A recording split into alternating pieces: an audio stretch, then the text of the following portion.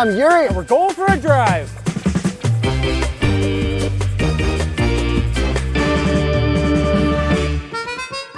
The all-new 2024 Honda Prologue. Without launch control?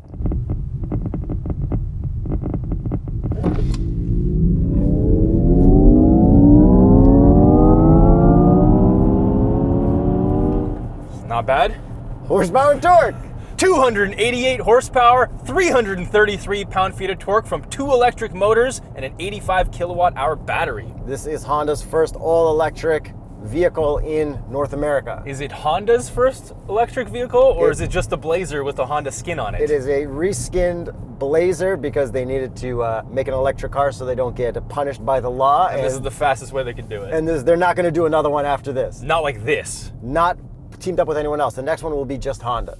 Jacob, what's that humming noise that doesn't seem to stop? Well, we can't turn it off in any of the settings. The only way I've found to turn it off is put it into park. So it's like the low-speed humming noise for driving around, but not only is it on the outside, it's also on the inside and when you're at a full stop. Listen, it'll transition at 40 kilometers an hour. Gone. What if you press sport mode? I'm in sport mode. Oh, that was the parking brake. See, it's gone. Okay. So now if I press sport, there's a little bit. Okay, so that's a new noise when you're flooring it. Yes, and you only get sport mode in Canada on the touring trim, which is the one that we're driving, which is equivalent to the Elite in America. Oh, okay.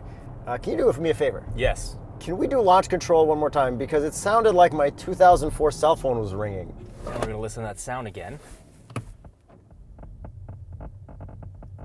So for those of you that don't know, that's the sound of a 90s and 2000s cell phone when you were getting a call and your speakers from your computer on your desktop would make that exact same sound. Yeah. Okay, but let's get into some of the positivity of this vehicle. Looks amazing. Before I get to that, it's actually quite quick. It's not slow by any stretch. It is the perfect amount of horsepower and torque for an electric vehicle. Yeah, 100% on that. The next thing that's somewhat decent is the suspension. However, that's only over very smooth surfaces. As soon as you go over some imperfect surfaces, this thing really shows that it's got a bouncy, kind of heavy suspension, which a lot of EVs do because the batteries are so heavy and they're under the floor and they all have the same characteristics. It's not the worst for electric car bounciness. Yeah, like there have been worse vehicles than this. I think the Mach-E base was worse than this in terms of comfort and bouncing on the highway and stuff. Okay, can we get to the looks? Yeah, absolutely. Bro, this looks pretty cool. We got like a Honda looking exterior. Here's a Honda Pilot in the background, a lot of the shots so you can compare. I think it looks awesome. We've got the similar style headlights and taillights. And for the record, I did try to get a Honda Passport because it was slightly more similar in dimensions to this, but Honda didn't have one, so thank you, Honda, for the Pilot. Our grille doesn't go all the way to the bottom, but we kind of got a little bit there. It looks very similar. Yeah, I think this is one of the better looking Honda vehicles in the entire lineup. Obviously, other than the cool ones, the Type R and the Acura and stuff. But the wheels, these are probably the coolest Honda wheels right now. They are so cool. They're 21s, they're huge, but the design is just, they killed it. And it's something that is not Blazer. Yeah, that's right. All right, and what would be the Continental recommended tire for the Prologue? The Continental Sport Contact 6. And the tires that are on this car right now have a little EV thing on them saying like they're ready for EVs. But if you go to the Continental website, you'll see which Continental tires are EV ready as well. Spoiler alert, it's basically all of them. And moving on to the back end, again, looks pretty good. We got that new Honda logo and it's kind of EV-ish. Yeah, like lowercase and uppercase. And then got the E logo with blue font because it's fully electric, you know. Blue is for electric and E is for electric. That's right, they nailed both of those. And from the back, to me, it looks like a Range Rover. Like a Yeah. Velar or a what's the other one? Yeah. Evoque. Yeah, I it's can got that see style. I think it looks cool. And what does it sound like from the outside?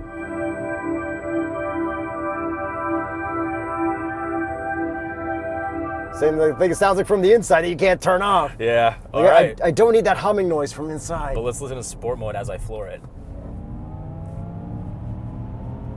Would I recommend getting a trim just for that? Absolutely not. This is such perfect EV power. It is. Like, some are obnoxiously fast and you get sick.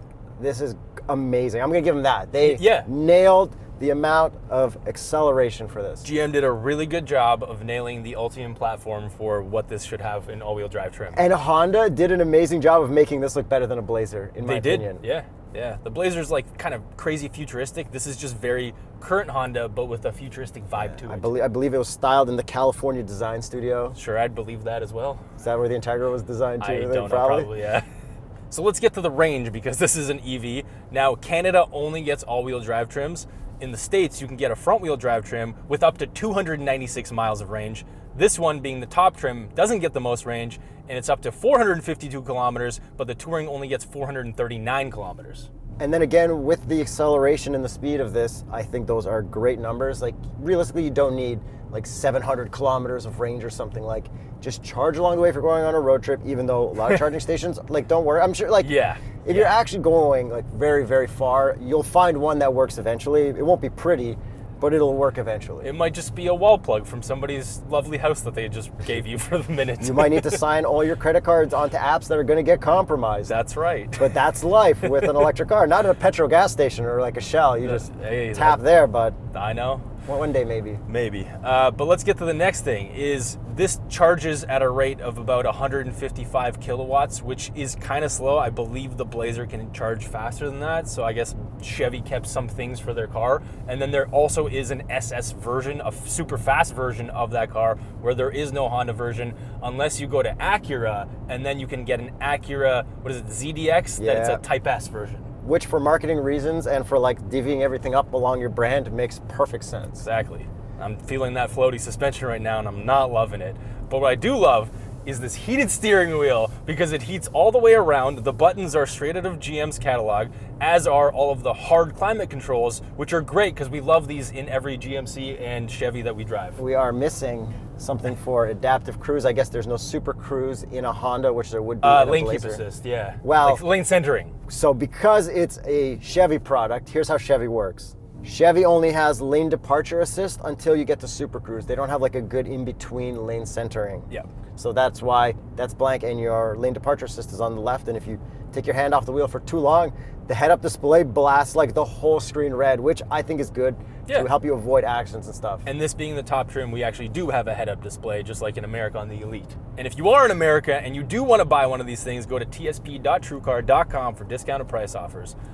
I don't know if this is affected by the stop sale of the Blazer. Yeah. But let us know if you're able to get one of these and if you want one of these. I would recommend a Passport. Yeah, or like the Pilot that we have in the background of most of these shots. CRV maybe? Yeah. I think it's pretty wild to like, they're only doing a one-off collaboration. I know. It's and then literally for compliance reasons. Like, I think the main reason you would buy this is you want Apple CarPlay or Android Auto in your Chevy Blazer. Yes. Because Chevy Blazers, all the electric-y stuff from Chevrolet is not going to have Apple CarPlay, Android Auto anymore, but this still does, and apparently it's going to have it for its whole life cycle, which is pretty cool. Yeah, it's nice that Honda actually prioritized that, because that is a thing that people look for. If you look at the comments on any of the news websites, when GM announced it, everyone was pissed off, rightfully so. So you do actually have Android Auto and Apple CarPlay here, and it does work. Wired or wireless. I prefer wired, obviously. Yeah, but we do have a wireless charger down here. We have this massive tray for, I don't know, putting an iPad down here, I guess. I guess they know. It's like you're just going to put your phone there anyway, so you might as well. It is a really nice spot. Cup holders, they pass. We've got smalls from the Honda cafeteria that we paid for. We had to pay for. All these guys. We are super journalists. On the press trips, and we're out here buying coffee from head office, so shout out Motormouth. Let's check these cardboardy Chevy Blazers. This is exactly out of a Chevrolet, and it's going to pass. 3, 2, 1. Blazers. Chevy Blazers. Yeah. Instead of visors, they're Blazers. But I'll let you talk about the rest of this interior and everything else with this. I can't stop calling it a Blazer. Prologue. I'm sorry, Honda. I genuinely, Blazers just burned into my head. Yeah. You know what's funny is, like, this is a GM Prologue, and the Prelude is just a Prius looking. Prelude? Oh, yeah. It's the Prius looking car. Yeah. It's a weird. Everyone's kind of doing some. It's a weird time. Yeah, it is. Except the Integra and the Type R. Yes. Those look sick. Yeah. Yeah. They knocked it out of the park with those. Holy did they ever. Can you buy a Type S Integra for less than this? Yes. Oh! GM engineers said their Silverado could do neutral drops, and we tried that. I assume this can as well, but I don't want to break this car before we finish the review, so I will do a normal launch. Thank you. And by normal launch, I'm going to turn the wheel all the way and try to get the tires to squeal. Okay. Nothing. Nothing. Nada. You know what? That's Safety good. is a priority here. It is, and that's fine. Yeah. Because even when we wanted to pop the hood to find that noise, it made you hold the brake pedal for 20 seconds to pop the hood in drive, which is cool. Yeah, this is they're prioritizing the type of buyer that would buy this. This isn't a Type S or Type R buyer. Yeah, I like that there's safety in cars for other people, because like people drive recklessly. We got kids now. Like, I don't trust anyone else on the road at all. I'm like trying to cross the street to go to the park. People are flying in their dumped G35s. Those damn trumpet people. Yeah, I mean, they sound good, but they're dangerous. All right, because I'm a sick and twisted individual, I am going to put it in one pedal driving mode. Oh. Very aggressive, and you can customize that through multiple menus. You come to a full stop, but you could also get to it right away by just clicking this little button up here, which is next to your headlights, because this is a Chevrolet. Yes. And then you also have a brake paddle on the left, kind of like the Bolt had, which is also really nice to come to a full stop. Yeah, and that'll change your regen level, I think, or is that just for coming to a stop? It just adds more. Oh, yeah, okay. So, if you don't have it maxed. It still adds more even if you're maxed out. Nice. And then you can also customize the gauge display just like you can on Chevrolets. So this has Google built in, so you can see a full map of Google Maps. And then we did notice that the refresh rate on the speedometer is very slow. You know how like Chrysler would show every single digit?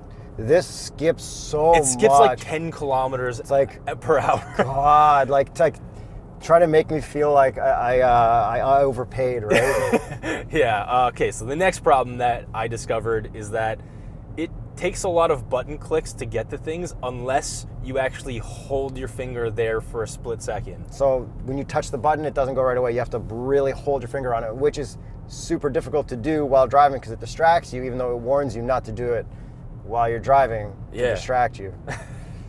Like, what?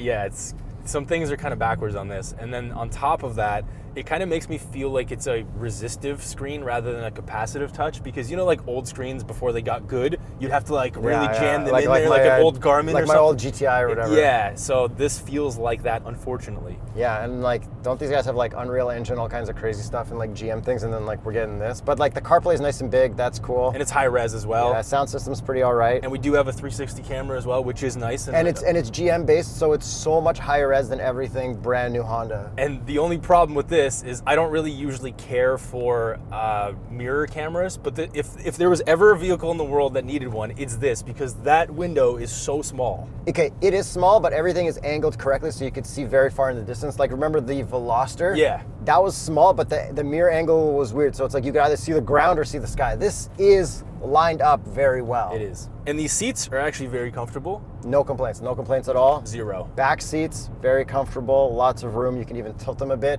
Not for me.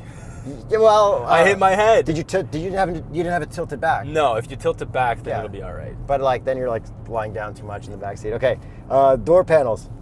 They look the same in the front and back. Soft, cool. Back one, friggin' hard GM plastic, Honda plastic. Yeah. They really GM'd that part. Yes. No offense, but I understand. And then we've got some gloss black up here. Yo, this isn't gloss black. Thankfully. ZDX, guaranteed. Yeah, and then this is also really soft. Your elbow rest is very good. We got some storage under here as well. Look, very comfortably have both my elbows on the armrests while driving. That's also really good. And then trunk space is really good as well. It's nice and wide, and this vehicle is not that tall. To counter your point, how many times did the trunk try to kill you? Oh, twice. I still don't know how. I think I accidentally kicked my foot If you move your foot the wrong way, it auto closes on you while you're back there. So that sucks. Because in the Highlander, if you started like kicking around there, it would beep and not close until you walked away, which is cool. Oh, because they had an extra sensor. Because we were chilling behind the car with the trunk open before hockey. Yeah. And some more seat stuff. I actually have forward and back lumbar. It's pretty good in here. Up and down would be nice, but whatever. And seat presets, which is also very nice. And I have none of those features other than electronic moving forward and back. Okay, more backseat stuff. It's all USB-C here. Yes. And we have proper 3-prong power back here. Oh, that's nice. Which is cool. I mean, I assume every electric car should be able to like power my laptop. That's a fair assumption. But that's not true. That's right. But it's like you are a battery. Just power my friggin' laptop. It's literally a rolling battery. Yeah. Like a big one. Sound system kind of okay, like not the best, not the worst, whatever, no complaints. Bose. And then vision out the front window, like man, like this windshield goes down. We got those little windows, kind of like a Subaru. Like you can really see a lot while driving. And the windshield goes really far. Like the dash on this is huge. So if you ever have to clean this, like the dust on this, you're gonna have to stretch. Pontiac Transport style. Yeah, yeah. Speaking of vacuums. All right, so before we get to the price, if you were an engineer, could you solve this car in 3 easy steps to make it really, really good? Yes. What are those 3 things? Get rid of the sound. A setting for the sound. Yes, a setting. Okay. Next thing, give it lane keep assist, like proper would be nice. Proper, okay. I think we need to slow it down. We got to get more basic. More responsive touch on the screen. Yes. And then lane keep.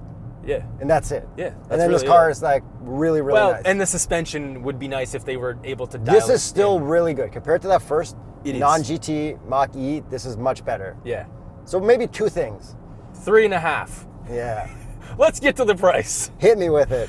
The Prologue starts at $59,990. Canadian. And this one in top touring or elite trim is $69,990. Okay, so would you take this looks-wise over a Blazer EV or a ZDX? I'm not sure about the ZDX, but yes, over the Blazer. I would take the ZDX. I think that looks the coolest. Yeah. But I think this looks awesome, especially if you're already in the Honda family, and I guess you want your cars to look the same. Yeah. Yeah. I think it's nice that this has Apple CarPlay and Android Auto. Yeah. That's like the best reason to get this over a Blazer. It actually is. Oh, wow, Honda Element. Honda Element. Wow, they really had the glory back in the day. With the blue plastic. That's the best one. So let us know what you guys think of Honda's rebadging job. Should they have done this, and did they even have a choice, and is this on your shopping list? Thanks for watching. Thanks for subscribing. Thanks for thumbs up. And instead of the outro music, I'm just going to play you this.